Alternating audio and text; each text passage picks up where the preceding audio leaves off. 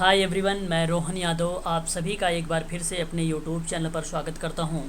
जैसा कि आप सभी लोगों को पता है कि मैं अपने यूट्यूब चैनल पर समाज कार्य के संबंध में संपूर्ण जानकारी आप सभी लोगों को प्रोवाइड कराता हूं। आप लोगों को बता दूं कि आज मैं आप लोगों से समाज कार्य के संबंध में कुछ महत्वपूर्ण प्रश्नों पर चर्चा करने वाला हूं। जैसा कि आप सब जानते भी हैं कि 1 अक्टूबर 2022 को NTA UGC net social work का आप सभी का पेपर है। और आप लोगों को एक चीज़ और बता दूं कि जो दिसंबर 2022 और जून 2023 का जो एग्ज़ाम होने वाला है उसके संबंध में मैं 2 अक्टूबर से यानी महात्मा गांधी जी की जयंती से मैं आप लोगों के लिए एक नया बैच प्रारंभ कर रहा हूं। यदि आप लोग उसे ज्वाइन करना चाहते हैं तो 5000 में आप ज्वाइन कर सकते हैं। आपको 2 बार एग्ज़ाम देने का मौका मिलेगा। एक तो आपका दिसंबर 2022 का, यदि दिसंबर में पेपर नहीं होता है, जब भी आपका पेपर करवाया जाएगा यानी जनवरी या फरवरी 2023 में होता है तो वो एक पेपर आप देंगे। दूसरा आपका जून 2023 में होगा। यानी टोटल अगर मैं आपसे बात करूं 5000 में आप लोग 2 बार यूजीसी का पेपर देंगे। और आप सबको बता दूं ये फीस आपको एक साथ पेमेंट नहीं करनी है, किस्तों में करनी है, 2 इंस्टॉलमेंट में करनी है। आप 2500 का आप किस्त बनाएंगे, 2 किस्तों में आपकी फ़ीस जो है सबमिट की जाएगी। या मिनिमम किस्त अगर आप यहाँ पे जमा करने चाहते हैं तो 1000 का आप जमा कर सकते हैं मिनिमम किस्त में। जो नेक्स्ट किस्त होगी वो 4000 की होगी, ठीक है। और आप अधिक जानकारी लेना चाहते हैं तो आप 8506031308 पर संपर्क कर सकते हो मुझसे आप, ठीक है। तो चलिए हम जो है कुछ प्रश्नों पर चर्चा कर लेते हैं। प्रश्न है कि अभ्यास जनित बुद्धि से क्या आशय है।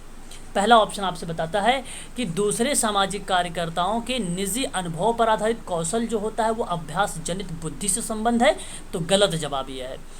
दूसरा अगर ऑप्शन की बात करते हैं तो शोध के निजी अनुभव पर आधारित कौशल होता है, तो ये भी गलत है, क्योंकि अभ्यास जनित बुद्धि का जो मतलब होता है उसका अर्थ होता है कि अभ्यास के निजी अनुभव पर आधारित कौशल होता है। ऑप्शन नंबर आपका जो यहाँ पे सी वाला है यानी थर्ड वाला जो ऑप्शन है यही आपका करेक्ट माना जाएगा।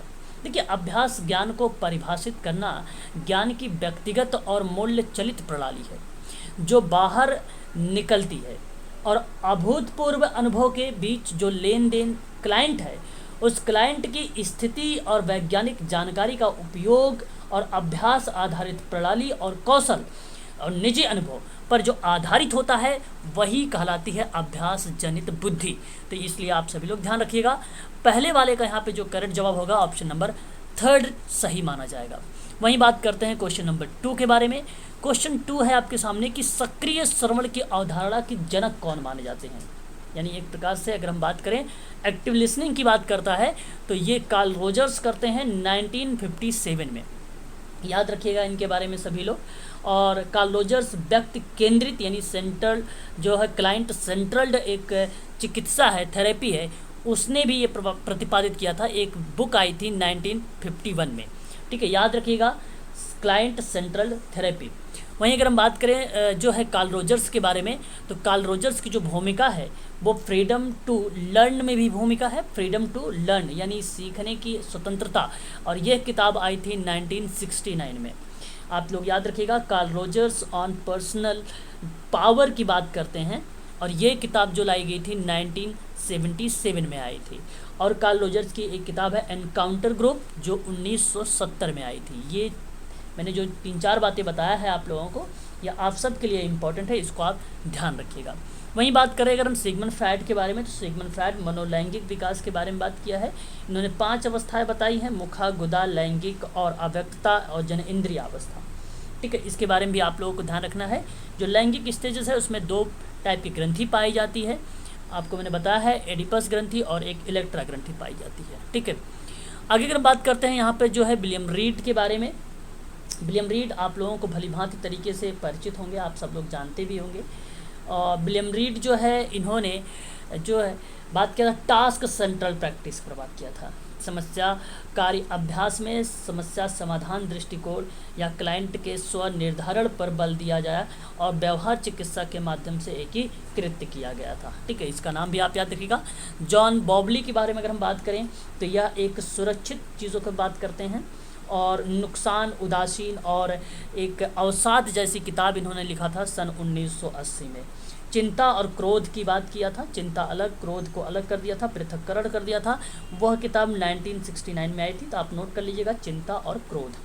और एक व्यक्तित्व और मानसिक बीमारी की बात अगर करते हैं तो जॉन बॉल भी करते हैं, और ये सन 1940 में आई थी, व्यक्तित्व और मानसिक बीमारी। तो याद रखिएगा, क्वेश्चन नंबर 2 का सही जवाब जो होगा Carl Rogers is the right answer हो जाएगा आप सबका।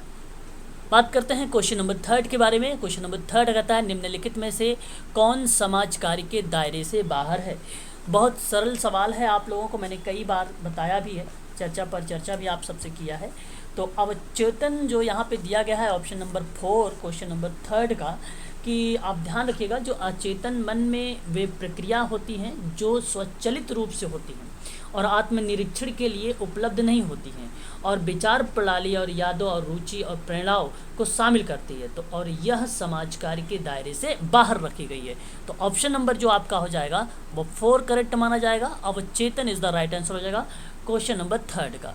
बात करेंगे क्वेश्चन नंबर 4, अंकगणितीय अवसत से एक क्रम में किसी मद यानी पद की बात हो रही है, विशेष का डिवीज़न की बात करना यानी विचलन की बात कर रहा है, प्राप्त किए गए स्थिति में जो डिविजन्स होते हैं उनके वर्गों के औसत का वर्गमूल को निम्न में से क्या कहा जा सकता है। ये बहुत आसान सा सवाल है आप लोगों के सामने।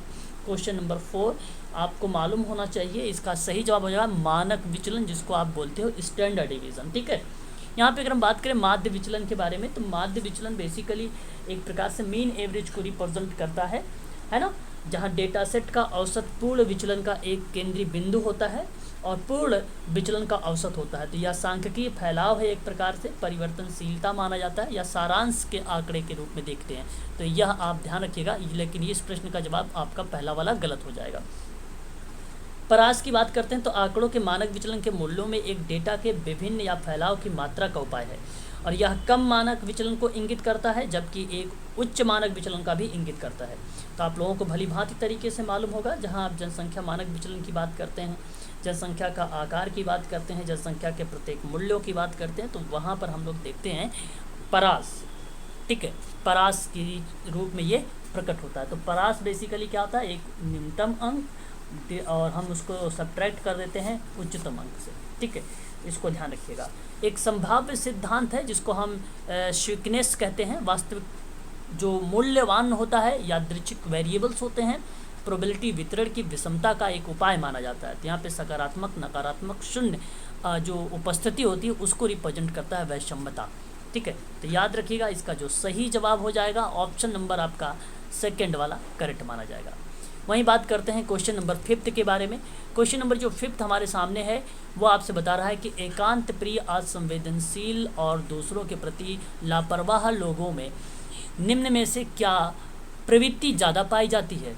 तो आपको बताना है क्वेश्चन नंबर 5 के। तो अगर मैं पहले की बात करूँ, दृढ़ धर्मिता की बात करें, दृढ़ धर्मिता बेसिकली दृढ़ निश्चयात्मकता की बात करता है, यानी मुखरता संचार का एक स्वस्थ तरीका है, और यह अपने लिए इस तरीके से बोलने की क्षमता है जो ईमानदार और सम्मानजनक है।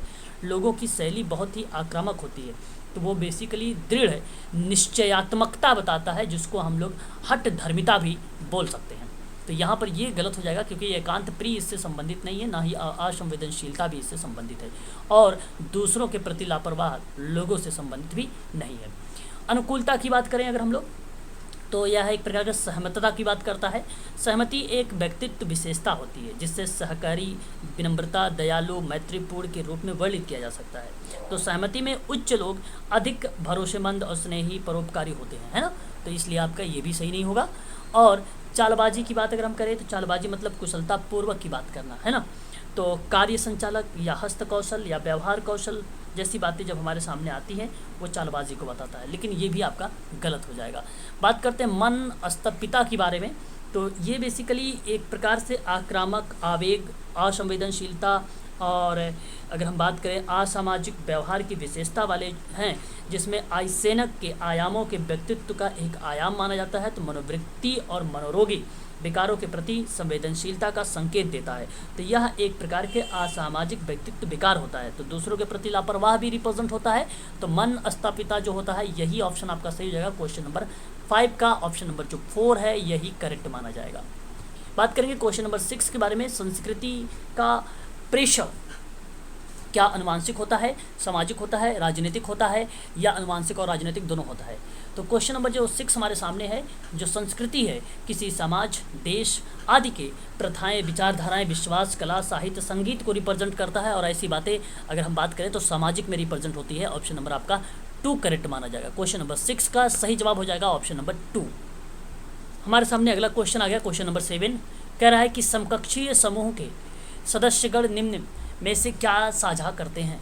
क्या एक समान पृष्ठभूमि, या एक समान परिस्थिति, या एक समान अध्ययन वृत्ति और पुस्तकें, या एक समान मूल्य?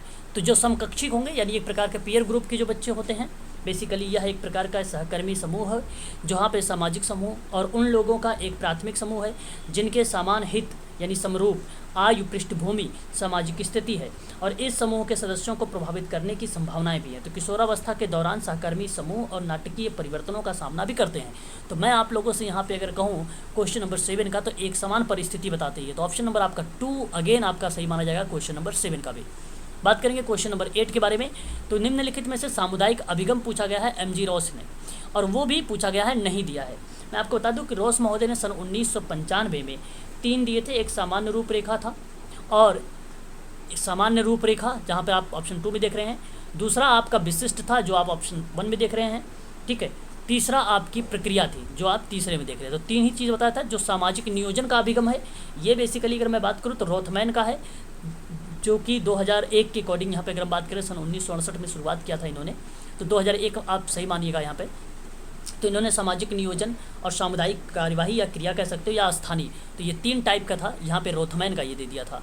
और एक सिद्दीकी जी हैं, सन 1997 में प्रतिवेशीय विकास का मॉडल था, और व्यवस्था परिवर्तन का मॉडल था, और संरचनात्मक परिवर्तन का मॉडल था। ठीक है, याद रखिएगा। क्वेश्चन नंबर 8 का जो सही जवाब होगा, या ऑप्शन नंबर आपका 4 सही हो जाएगा, यही रॉस का नहीं है। बात करेंगे क्वेश्चन नंबर 9 के बारे में। क्वेश्चन नंबर अगर हम 9 हमारे सामने है, यहाँ पर बता रहा है कि निम्नलिखित में से सही सुमेलित नहीं किया गया है।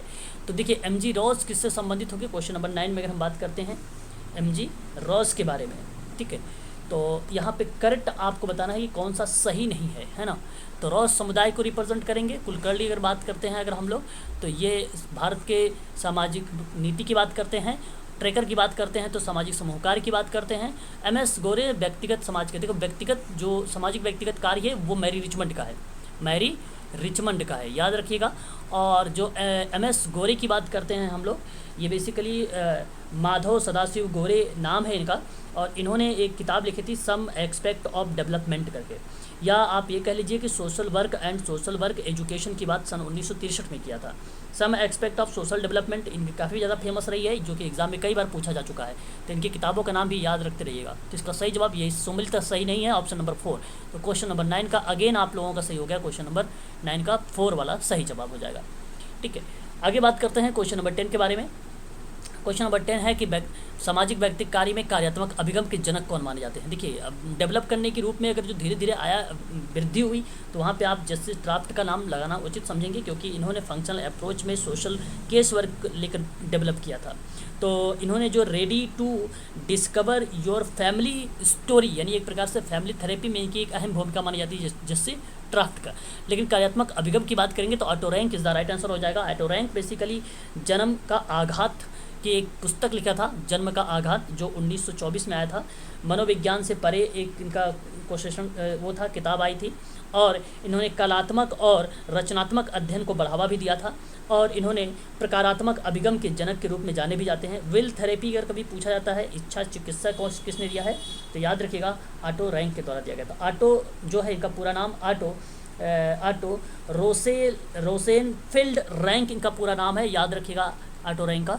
ऑप्शन नंबर आपका यहाँ पे जो है वो 2 वाला करेक्ट सही माना जाएगा, यानी कोड 10 का। ठीक है, अगर हम बात करते हैं यहाँ पर एक ऑप्शन नाम आ रहा है आप सबके सामने, एमी गार्टन हैमिल्टन का, इनका पूरा नाम है एमी गार्टन हैमिल्टन। तो NASW में national association of social workers foundation की जो स्थापना हुई थी, इसमें एक अहम भूमिका निभाया था 1955 में। Theory and practice of social case work में भी 1940 में भी इनकी एक अहम भूमिका रही, जो किताब कई बार UGC के सोशल वर्क में पूछी जा चुकी है। आप लोगों से हो सकता है 1 अक्टूबर को भी देखने को मिल सकता है। Principle of social case work recording की बात किया था सन 1946 में, रिकॉर्डिंग में भी इनकी एक अहम भूमिका मानी जाती है। साइकोथेरेपी इन चाइल्ड गाइड के बारे में बात किया था सन 1947 में, याद रखिएगा। गार्टन हैमिल्टन के बारे में भी थोड़ा सा ये इंपॉर्टेंट है। टालकाट पार्सन्स के बारे में अगर हम बात करें तो सामाजिक क्रिया का सिद्धांत दिया है। सामाजिक क्रिया की संरचना के बारे में सन 1937 में इसके बारे में जिक्र किया था, और सामाजिक संरचना और व्यक्तित्व के बारे में बात किया था। तो हालांकि दुर्खिम की तरह ही एक प्रकार से विश्लेषण क्रिया जो है पार्सन्स के 3 दृष्टिकोणों में भी दिखे गए हैं। एक है व्यापारिक सौदे, दूसरा है मूल्यमैतक, तीसरा है समाज को एक व्यवस्था के रूप में। पार्सन्स सामाजिक स्तरीकरण में व्यक्तियों का ऊंचे और नीचे पदानुक्रम में भी विभाजन किया है। पार्सन्स जो है प्रकारात्मक आदेशक की अवधारणा भी दिया है। याद रखिएगा, प्रकारात्मक आदेशक की अवधारणा भी किसने दिया है? पार्सन्स ने ही दिया है। ठीक है, याद रखिएगा आप सभी लोग। तो मैं आप सबको बता दूं कि 1 अक्टूबर का आप सभी का एग्ज़ाम होने वाला है। शायद एडमिट कार्ड भी आप सबका आ गया है। जिनका एडमिट कार्ड नहीं आया है वो डाउनलोड कर लीजिए आप जाके साइट से। ठीक है, और आप सभी का जो है 1 अक्टूबर को एग्ज़ाम है, और 2 अक्टूबर से ही मैं आप लोगों का एक नया बैच स्टार्ट कर रहा हूँ। ठीक है, और आप अगर ज्वाइन होना चाहते हैं तो आप उसको जो है संपर्क कर सकते हो 8506031308 पर संपर्क कर सकते हो। आप मुझसे व्हाट्सअप भी कर सकते हो, और कॉल के माध्यम से भी संपूर्ण जानकारी आप प्राप्त कर सकते हैं। मैं आप लोगों को यहाँ पर जो है प्रीवियस ईयर का क्वेश्चन पेपर भी करवाऊंगा, उस पर व्याख्या भी दूंगा आप लोगों को चारे ऑप्शन पर, और मॉक टेस्ट भी करवाऊंगा। यूनिट क्रम में आप लोगों को जो है PDF भी प्रोवाइड कराऊंगा, और यूनिट क्रम में मैं आप लोगों से मॉक टेस्ट भी करवाऊँगा। ठीक है, और जो आपकी क्लास की टाइमिंग होगी वो टाइमिंग रहेगा शाम को 8 PM, 8 से 9 PM रहेगा। जैसे ही एग्ज़ाम आपके करीब आएगा, नज़दीक आएगा, तो उसके बाद आप लोगों को 2 महीने से पहले से ही मैं आपकी 2 क्लासेस जो है करवा दूंगा। ठीक है, क्वेश्चन नंबर अगर हम बात करते हैं यहाँ पर 11 नंबर का, हमारे सामने अगर 11 नंबर का क्वेश्चन है तो कह रहा है निम्नलिखित में से कौन सामाजिक समूह कार्य के मॉडल्स सामाजिक लक्ष्य, उपचारी और अननोन से सबसे अधिक संबंधित है। बहुत अच्छा सवाल आपके लोगों के सामने यहाँ पर दिया गया है। तो अगर मैं बात करूँ आप लोगों से क्वेश्चन नंबर 11 का, तो यहाँ पे जो गेशेल-कोनफ्का का नाम देखने को मिल रहा है, देखिए ध्यान रखिए, गेशेल-कोनफ्का जो है वो सोशल ग्रुप वर्क में इन्होंने हेल्पिंग प्रोसेस के बारे में बात किया था सन 1971 में। ठीक है, और ग्रुप वर्क इन जो है इंस्टीट्यूशनल की बात किया था सन 1954 में। तो याद रखिएगा ये 2 किताबें हैं जो है गेशेल-कोनफ्का के बारे में। अगर हम बात करते हैं टोसलैंड एंड जो है रिवाज के बारे में, तो इन्होंने an introduction to group work practice की बात किया है, और एम्पावरमेंट सीरीज़ के बारे में बात किया है टोसलैंड और रिसाव ने। Papell and Rothman is the right answer हो जाएगा यहाँ पर क्वेश्चन नंबर 11 में, क्योंकि इन्होंने ही सामाजिक लक्ष्य का मॉडल बताया था। उपचारी और अननोन से संबंधित अधिक संबंधित है ये पापेल एंड रोथमन का, और आप लोगों को मैं पढ़ा चुका हूँ सोशल यहाँ पर अगर हम बात करें सोशल ग्रुप वर्क मॉडल्स में। ठीक है, तो ये एक प्रकार से प्रोसेस एंड जो है हेरिटेज को लेकर जाना जाता है यहाँ पे, और सामाजिक लक्ष्य का मॉडल, उपचार का मॉडल, अननोन क्रिया का मॉडल जिसको पारस्परिक बोलते हैं आप लोग, इसकी भूमिका एक उपचार के रूप में अहम रूप से देखी गई है 3 मॉडल के रूप में। तो इसका सही जवाब हो जाएगा ऑप्शन नंबर आपका 3rd वाला। बात करते हैं ग्लेसर एंड मयादा के बारे में। ये एक प्रकार के reality theory and choice theory के बारे में बताए हैं। ग्लेसर और मयादा बहुत इंपॉर्टेंट सवाल है, बहुत ही ज़्यादा, इसको आप सभी लोग जो है ध्यान रखिएगा क्वेश्चन नंबर 11 के बारे में। ठीक है, बात करते हैं क्वेश्चन नंबर 12 के बारे में। क्वेश्चन नंबर 12 हमारे सामने इस समय दिखाई दे रहा है, और 12 कह रहा है कि व्यवहार सुधार में निम्नलिखित में से क्या शामिल होता है। तो मैं आपको बता दूं कि यहाँ पे अगर हम बात करें अंतर्दृष्टि के समस्याओं को सुलझाने में, देखिए यहाँ पे व्यवहार सुधार के लिए तो आपका पहला ही ऑप्शन गलत हो जाएगा, और व्यवहार को उद्दीपन नियंत्रण को अधीन करने में या ये भी गलत हो जाएगा। पुनर्बलन को अनुपस्थित में बिल्कुल गलत हो जाएगा। व्यवहार परिवर्तन के लिए अधिगम सिद्धांत का अनुप्रयोग होगा, एक प्रकार से अप्लाई होगा। यहाँ पे सही जवाब आपका जो है 4 हो जाएगा। आपको भली भांति तरीके से मालूम होगा व्यवहार आशोधन का उपचार जो है दृष्टिकोण से जब देखा गया तो ऑपरेंट कंडीशनिंग का सिद्धांत देखा गया, जहाँ पे जिसकी अवधारणा BF स्किनर द्वारा दी गई थी, और इसके जो व्यवहारवाद के जनक माने गए वो JB वॉटसन को माना गया। व्यवहार संशोधन शब्द जो है व्यवहार चिकित्सा की तुलना में पहले बनाया गया था। पहला उपयोग जो किया गया था वो थॉर्नडाइक के द्वारा किया गया था। बाद में BF स्किनर ने इसी चिकित्सा का प्रयोग करते हुए व्यवहार सुधार में कन्वर्ट कर दिया और इसका उपयोग में भी लाने लगा। तो ऑप्शन नंबर आपका यहाँ पे 4 वाला करेक्ट हो जाएगा। वहीं बात करते हैं क्वेश्चन नंबर 13 के बारे में। हमारे सामने है, कह रहा है आपसे कि सामान्यतः समूह कार्य में कार्यक्रम का चयन का उत्तरदायित्व डैश होता है।